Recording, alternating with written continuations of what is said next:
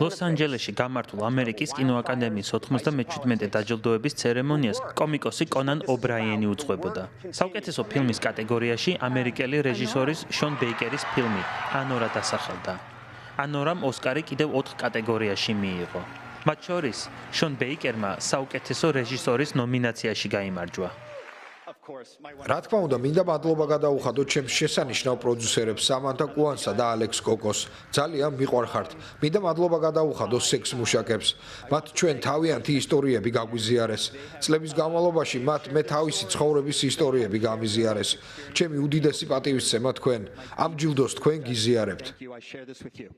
რომანტიკული კომედიური დრამა რუს სექს მუშაკზე, ანორაზე მოგვითხრობს, რომელიც ნიუ-იორკში, ბრაიტონ ბიჩზე ცხოვრობს და რუსი ოლიგარქის შვილზე ქორწინდება. ფილმის მთავარი როლის შემსრულებელმა, მაიკი მედისონმა, ოსკარი ქალის მთავარი როლის შესრულებისთვის მოიგო.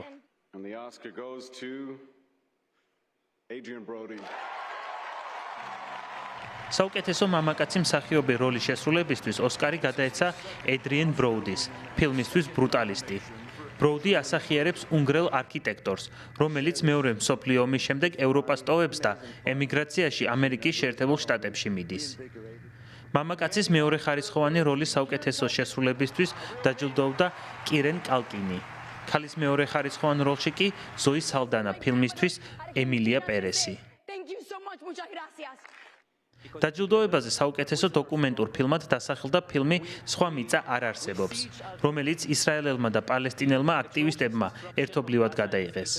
ფილმი ღაზის სექტორში მიმდინარე ომის ფონზე პალესტინელი აქტივისტის, ბასელ ადრასასა და ისრაელელი ჟურნალისტის, იუვალ აბრაჰამის მეგობრობის შესახებ მოგვითხრობს.